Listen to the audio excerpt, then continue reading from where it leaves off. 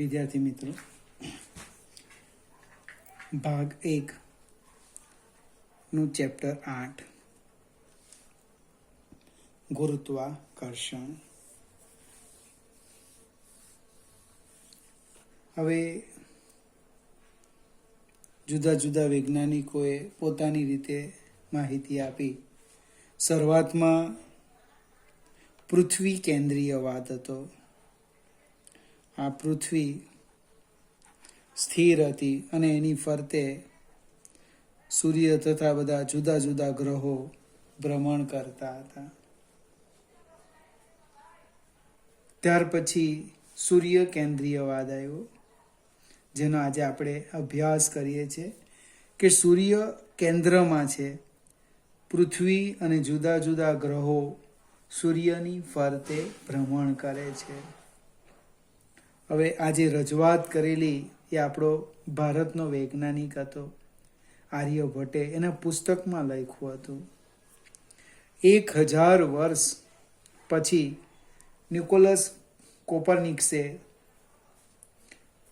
સૂર્ય model આપ્યું કે સૂર્ય સ્થિર છે અને એની ફરતે જુદા જુદા ગ્રહો ભ્રમણ કરે છે.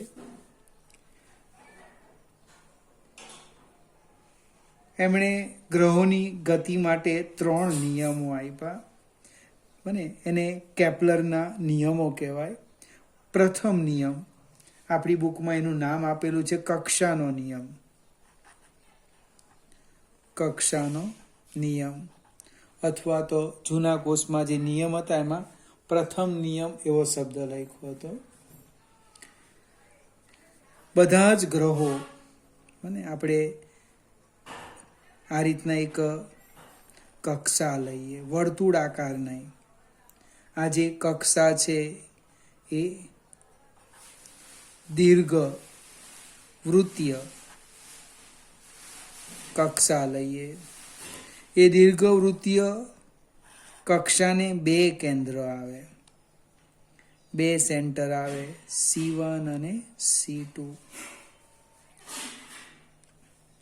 બધા જ ગ્રહો એવી દીર્ઘ વૃત્તીય કક્ષામાં અને બધા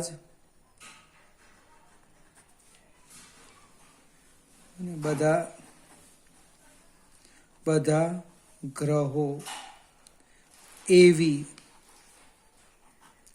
દીર્ઘ વૃત્તીય કક્ષામાં ભ્રમણ કરે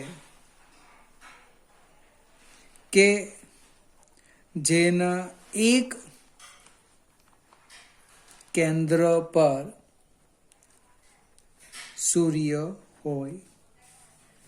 ફરીથી MCQમાં તો વિકલ્પ સ્વરૂપમાં નહીં પૂછાય, પણ 3 નિયમો છે, પરીક્ષામાં પૂછી શકે.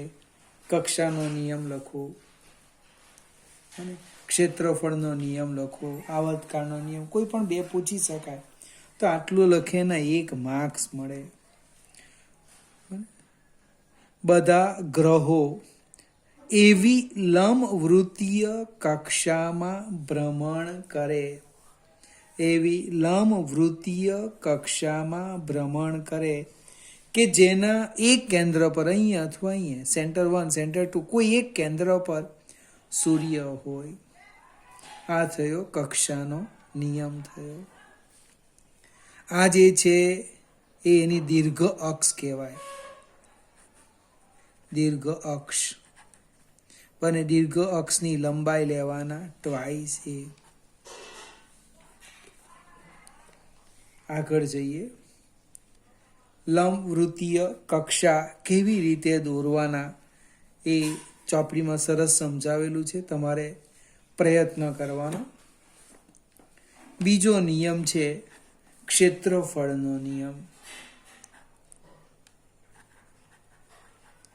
ક્ષેત્રફળનો નિયમ માત્ર આપણે સમજવા પ્રયત્ન કરીએ. આપણા ચેપ્ટરનું નામ છે ગુરુત્વાકર્ષણ. એ મુદ્દા ઉપર આપણે જવાના છે. એ પહેલાં ગ્રહોની ગતિ માટે કેપ્લરના 3 નિયમોમાં પહેલો કક્ષાનો નિયમ છે. બીજો ક્ષેત્રફળનો નિયમ. હવે ક્ષેત્રફળનો નિયમ શું છે તે સમજાવું. આકૃતિની મદદથી સમજવા પ્રયત્ન કરીએ. આ એક દીર્ઘવૃત્તીય કક્ષા લીધી, આ એની દીર્ઘ અક્ષ લઈ લીધી. આ બિંદુ પાસે સૂર્ય છે. હવે ડેલ્ટા ટી સમયમાં આપણે ફિગર જરાક જોજો. ડેલ્ટા ટી સમયમાં ગ્રહ પી પરથી પી ડેશ પર આવે ત્યારે જે ક્ષેત્રફળ આંતરે છે એ આટલું છે. આટલા જ સમયમાં ગ્રહ આ બિંદુથી આ બિંદુ પર આવે, આ પણ જોજો. અત્યારે આટલું ક્ષેત્રફળ આંતરે છે અને પી થી પી ડબલ ડેશથી પી ટ્રિપલ ડેશ. હવે ક્ષેત્રફળનો નિયમ શું કહે? તો કે આ બંને ક્ષેત્રફળ સરખા થાય. બંને ક્ષેત્રફળ સરખા થાય, પણ ભાઈ એને શબ્દમાં લખવાનું છે. તો ગ્રહ અને શબ્દમાં લખીએ છીએ વાક્ય રચના. ગ્રહ અને સૂર્યને જોડતી રેખાએ સમાન સમયમાં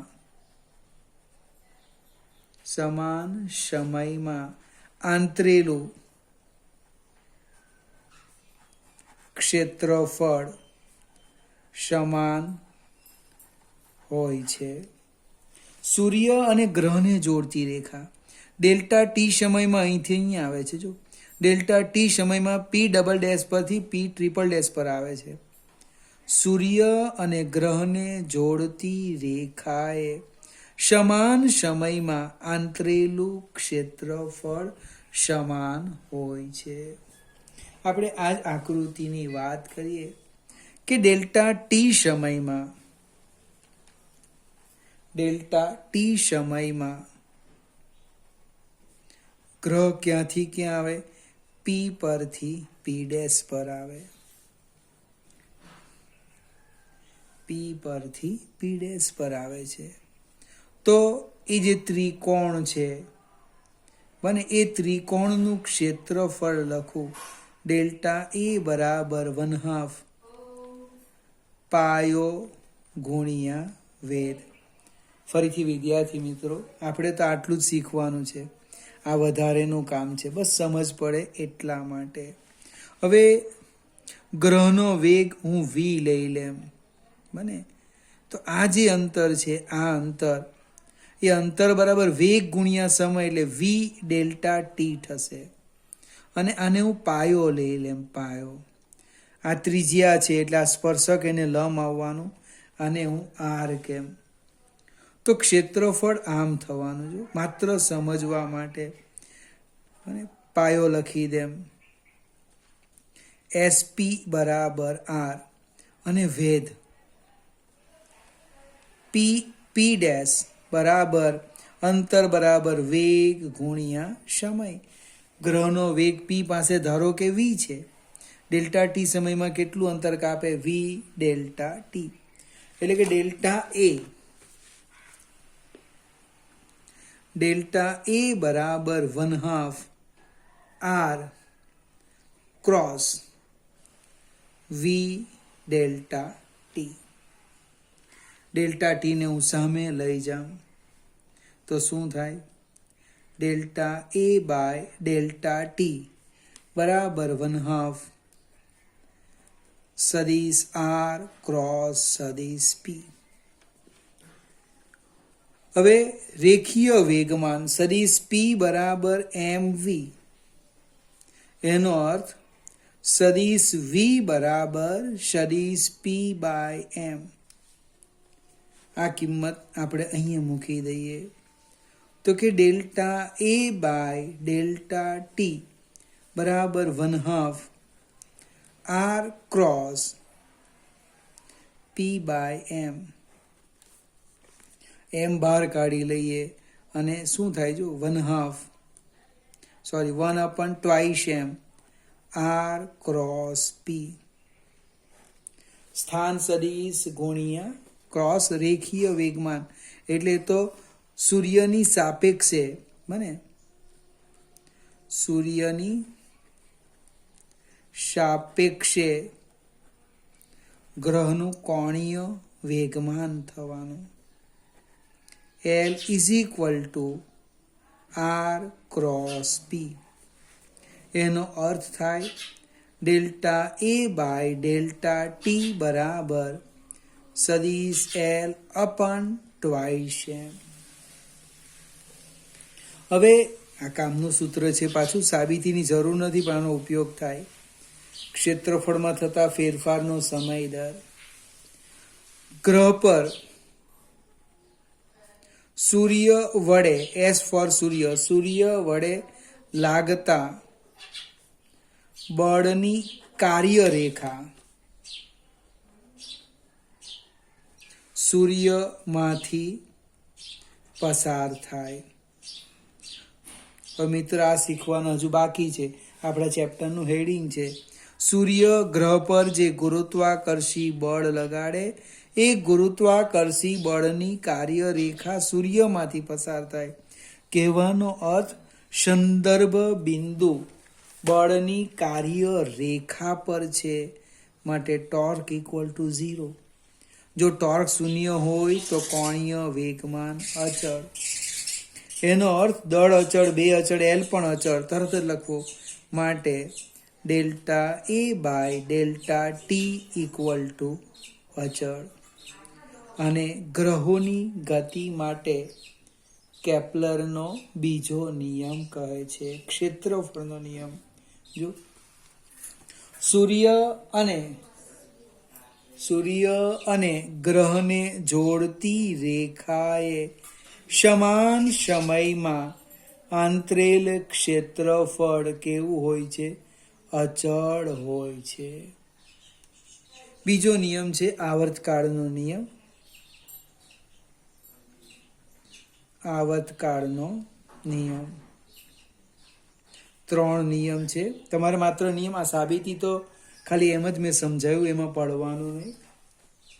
આવર્તકાળનો નિયમ જેની સાબિતી લગભગ પાછળથી મળે છે. ગ્રહોના પરિભ્રમણનો આવર્તકાળનો વર્ગ મને ગ્રહના ભ્રમણના આવર્તકાળનો વર્ગ એ કોના સમપ્રમાણમાં? અર્ધ દીર્ઘ અક્ષના ઘનના અર્ધ દીર્ઘ અક્ષના ઘનના સમપ્રમાણમાં હોય છે. ફરીથી ગણિતમાં લખું. t² ચલે છે 1³ ટ્વાઇસ એ દીર્ઘ અક્ષની લંબાઈ છે. ટ્વાઇસ એ ભાગ્યા 2 એટલે એ થશે. એટલે આવર્તકાળનો નિયમ ગ્રહના ભ્રમણનો આવર્તકાળનો વર્ગ એટલે t² એ અર્ધ દીર્ઘ અક્ષના ઘનના સમપ્રમાણમાં હોય છે. t² ચલે છે 1³. હવે MCQ પૂછી શકાય અને યાદ રાખવાનું. આ પણ delta A by delta t equal to અચળ કોઈક MCQ પૂછી શકાય. મને થોડી કાળજી રાખવાની. આ ક્ષેત્રફળનો નિયમ, આવર્તકાળનો નિયમ અને આ કક્ષાનો નિયમ. ફરીથી ચેપ્ટરની શરૂઆતમાં ખૂબ સરસ સમજૂતી આપી છે. આ એક કોષ્ટક પણ ચોપડીમાં છે. જુદા જુદા ગ્રહો માટે અર્ધ દીર્ઘ અક્ષ અને આવર્તકાળ અને એનો ગુણોત્તર એટલે t² બાય 1³ બરાબર જે મળે તે કોન્સ્ટન્ટ c. તો જુદા જુદા ગ્રહો માટે શોધેલું છે. લગભગ નજીક આવે છે. કહેવાનો અર્થ આ નિયમ સાચો છે. હવે આપણે ચેપ્ટરની શરૂઆત કરીએ. ન્યૂટનના ગુરુત્વાકર્ષણનો સાર્વત્રિક નિયમ. એકદમ ધીમેથી સમજીએ.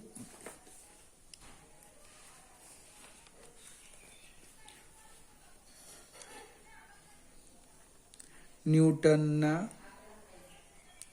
ગુરુત્વાકર્ષણનો સાર્વત્રિક નિયમ. ન્યૂટનના ગુરુત્વાકર્ષણનો સાર્વત્રિક નિયમ. હવે સાર્વત્રિક શબ્દનો અર્થ સમજાવું. પહેલા તો કે વિશ્વમાં કોઈ પણ સ્થળે કોઈ પણ સમયે આ નિયમોનું પાલન થાય છે, માટે એને સાર્વત્રિક નિયમ કીધો. ઘણા બધા નિયમો છે, બધા નિયમોની આગળ આ સાર્વત્રિક શબ્દ લગાડાતો નથી. એક પ્લાન્ક અચળાંકમાં લખે સાર્વત્રિક અચળાંક. હવે આ નિયમ શું છે હું ગણિતમાં સમજાવું. મારી પાસે બે પદાર્થ છે, M1 અને બીજો પદાર્થ છે અહીંયા M2. એમની વચ્ચેનું અંતર છે R. નિયમ શું છે? નિયમ તો કે વિશ્વનો, આકૃતિ હમણાં રવા દઈએ, વિશ્વનો દરેક પદાર્થ, વિશ્વનો દરેક પદાર્થ, દરેક કણ બીજા દરેક પદાર્થ પર આકર્ષી બળ લગાડે છે. ફરીથી, વિશ્વનો દરેક પદાર્થ બીજા દરેક પદાર્થ પર આકર્ષણ અથવા આકર્ષી બળ લગાડે છે. આ જે બળ છે એ બળ તે બે પદાર્થના દળના ગુણાકારના સમપ્રમાણમાં. ફરીથી એકને એક વાત, આ જે આકર્ષણ બળ લાગે છે એ બળ કેટલું છે? તો કે તે બે પદાર્થના દળના ગુણાકારના સમપ્રમાણમાં અને તેમની વચ્ચેના અંતરના વર્ગના વ્યસ્ત પ્રમાણમાં હોય છે. ફરીથી સાર્વત્રિક નિયમ પહેલા આપણે શબ્દમાં લખવાનો છે. વિશ્વનો દરેક કણ, દરેક પદાર્થ બીજા દરેક કણ પદાર્થ પર આકર્ષી બળ લગાડે છે. આ બળનું મૂલ્ય તે બે પદાર્થના દળના ગુણાકારના સમપ્રમાણમાં અને તેમની વચ્ચેના અંતરના વર્ગના વ્યસ્ત પ્રમાણમાં હોય છે. દિશા કઈ? તો કે દિશા તે બે પદાર્થને જોડતી રેખાની દિશામાં હોય છે. હવે આપણે આકૃતિ પર આવી ગઈએ કે મેં એ બે પદાર્થ બતાવ્યા છે વિશ્વના. એમનું દળ છે M1 અને M2 અને અંતર કેટલું છે? Small r. તો આ નિયમને ગણિતમાં લખું છું. જો બળ ચલે છે તે બે પદાર્થના દળના ગુણાકારના સમપ્રમાણમાં અને તેમની વચ્ચેના અંતરના વર્ગના વ્યસ્ત પ્રમાણમાં. ફરીથી આ સમજવા માટે છે, એટલે આકૃતિનું વર્ણન લખ્યું નથી, ડાયરેક્ટ સમજાવું કે R અંતરે બે પદાર્થ રહેલા છે, એમના દળ અનુક્રમે M1 અને M2 છે. સાર્વત્રિક નિયમ શું કે તે જ લખ્યું. આ બંને સમીકરણોને ભેગા કરીએ.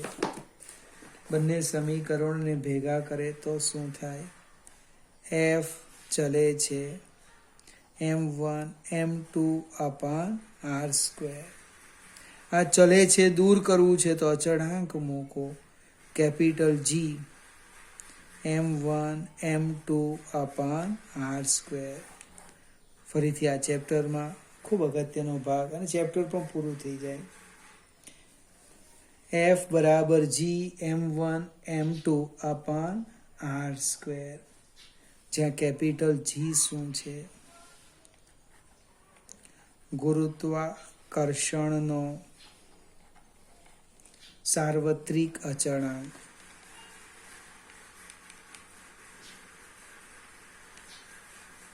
કેપિટલ જી ને શું કહેવાના? ગુરુત્વાકર્ષણનો સાર્વત્રિક અચળાંક કહે છે. હવે જી ને હું સૂત્રના કરતા કરું એટલે F r square divide by m1 m2. તમને યાદ આવે ચેપ્ટર 2 ની અંદર કદાચ આની ચર્ચા પણ થઈ હશે. ત્યાં ગોખવાનું હતું, હવે ગોખવાનું નથી. એનો એસઆઈ એકમ લખો, એસઆઈ યુનિટ. બળ એટલે ન્યૂટન, અંતરનો વર્ગ metre square per kilogram square. Newton into metre square per kilogram square. પારિમાણિક સૂત્ર પણ લખાય. જો સાર્વત્રિક અચળાંકનું પારિમાણિક સૂત્ર newton m1 L1 T-2 metre square L2 kilogram square m2. એકમ પર જો newton into metre square per kilogram square એટલે શું થવાનું? m-1 L3 T-2. ઓબ્જેક્ટિવ પૂછેલું છે મિત્રો. ગુરુત્વાકર્ષણના સાર્વત્રિક અચળાંકનું પારિમાણિક સૂત્ર કયું છે? એનો એકમ કયો છે? આગળ જઈએ. કેપિટલ જીનું મૂલ્ય જે આપણે ફરજિયાત યાદ રાખવાનું છે 6.67 into 10⁻⁻11 newton into metre square per kilogram square. ફરીથી એક્ઝામ્પલમાં આપી દે તો ઠીક, ન આપે અચળાંક છે એટલે આપણે યાદ રાખવાનું. વિશ્વમાં કોઈ પણ સ્થળે કોઈ પણ સમયે કેપિટલ જીનું મૂલ્ય છે 6.67 into 10⁻11 newton into metre square per kilogram square. ફરીથી મિત્રો સાર્વત્રિક નિયમ બરાબર સમજી લેવાનો. બળની થોડી વાત કરીએ, નોંધ કરીએ. નોંધ. બળની સંજ્ઞા. બળની સંજ્ઞા. બળ એટલે ફોર્સ. ફોર્સનો આપણે એફ લખીએ. પણ m1 પર m2 કેટલું બળ લગાડે, m2 પર m1 કેટલું બળ લગાડે એની સંજ્ઞા જોઈએ. તો બળની સંજ્ઞા કેવી રીતે લખવાના બરાબર સમજો. F12 જેની પર બળ લાગે એ પહેલો અને જે લગાડે એ બીજો, એટલે આમ લખવાનું m1 પર m2 વડે લાગતું બળ. ખ્યાલ આવશે કે નહીં? જો તમે થોડીક પણ ભૂલ કરી નાખો 1 2 ને લખવામાં તો બળ એ સદિશ ભૌતિક રાશિ છે, એની દિશા બદલાઈ જશે. એટલે પ્લીઝ વિદ્યાર્થી મિત્રો, સાર્વત્રિક નિયમ પૂરો થઈ ગયો છે. હવે સદિશ સ્વરૂપ શીખવાના છે, એના માટેની સંજ્ઞા હું તમને આજે સમજાવું. m1 પર m2 વડે લાગતું બળ, એ જ પ્રમાણે F21 લખે તો m2 પર m1 વડે લાગતું બળ. ચાલો કે આપણે આપણી આકૃતિ જોઈએ. જો તો આકૃતિમાં એરો બતાવીએ કોઈક જગ્યાએ. આમ ધારો કે આમ મેં એરો બતાવ્યો. પ્રશ્ન છે એ F12 છે કે F21? તો એક વસ્તુ યાદ રાખવાની, બંનેને ચેક કરીએ. આકર્ષણ બળ છે. આકર્ષણ બળનો અર્થ એ એની નજીક આવે. જો આની પર લાગતું બળ આ હોય તો એ તો દૂર જાય, આની પર લાગતું બળ જો નજીક આવે એટલે M2 વડે M1 પર, એટલે એરો થવાનો F12. તમને કોણે કીધું? જો M1 પર M2 વડે લાગતું બળ કેવી રીતના આકર્ષી બળ પોતાની તરફ ખેંચે. જો તમે અહીં F21 લખો એટલે આના પર આના વડે લાગતું બળ તો શું થાય? ધક્કો મારે, અપાકર્ષણ બળ, જે શક્ય નથી. ફરીથી મિત્રો, ગોખવાનું નથી, માત્ર સમજવાનો અને એને આકૃતિમાં દર્શાવવાનું છે. એ જ પ્રમાણે અહીંયા પણ એરો બતાવાય. જો F21. તમે કોઈક બીજા નામ લઈ લો, MX અને MY, MP અને MQ, અને બળ દર્શાવો, એની સંજ્ઞા લખો.